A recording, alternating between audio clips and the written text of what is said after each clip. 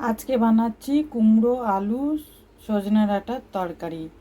এর জন্য কড়া বসিয়ে নিয়েছি, তাতে 2 টেবিল স্পুন সরষের তেল দিয়ে দিয়েছি, তাতে হাফ টিস্পুন পাঁচফোড়ন দিয়ে দিলাম,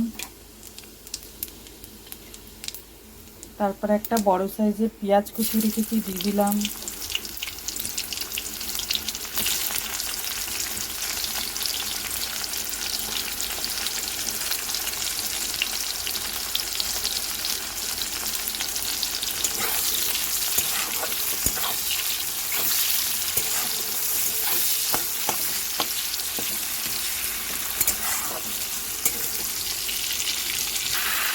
এরপর কেটে রাখা কুমড়ো আলু সজনে ডাঁটা দিয়ে ভালো করে ভাজবো।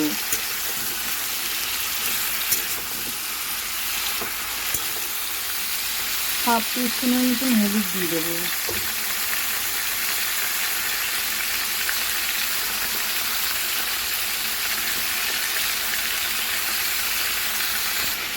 ওইদিকে কুমড়ো আলুটা ভাজা হচ্ছে, ডাঁটা একটা মশলা তৈরি করে নেব।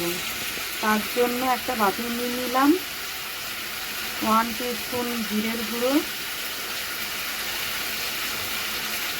হাফ টিস্পুন হলুদের গুঁড়ো, হলুদ দিয়েছিলাম তাই হাফ এখানে দিয়ে দিলাম।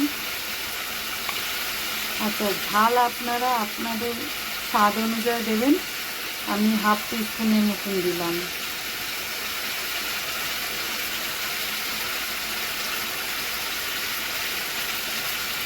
আর 1 টিস্পুন ধনের গুঁড়ো দিয়ে গরম জল দিলাম, 5 মিনিট ভিজিয়ে রাখবো। তো 5 মিনিট ভেজানো থাক। এরপর একটা টমেটো কেটে রেখেছিলাম, ওটা দিয়ে দেবো।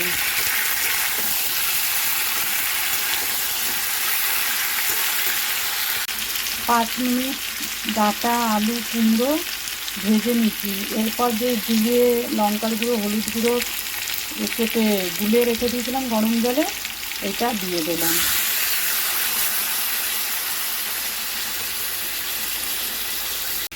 এরপর শিলের মধ্যে 1 টিস্পুন সর্ষে দিয়ে দিয়েছি, কালো সর্ষে, আপনারা সাদা সর্ষেও দিতে পারেন।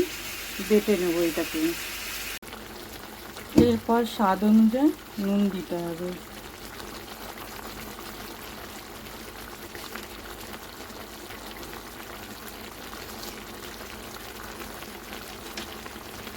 আলু সিদ্ধ হয়ে গেছে, এর মধ্যে যে সর্ষেটা বেটে রেখেছিলাম ওটা দিয়ে দেবো। সর্ষে দিয়ে বেশিক্ষণ কষাবো না, জলটা শুকিয়ে গেলেই নামিয়ে নেব। হয়ে গেছে। এবার সর্ষে বাটা এবার যতটা গ্রেভি রাখবেন আমি শুকিয়ে দিয়েছি। এরপর বন্ধ করে দিলাম, বন্ধ করে 5 মিনিট রেখে দেবো।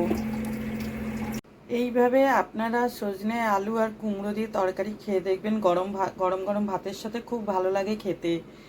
যদি আমার ভিডিওটা আপনাদের ভালো লেগে থাকে তাহলে লাইক শেয়ার আর সাবস্ক্রাইব করতে ভুলবেন না।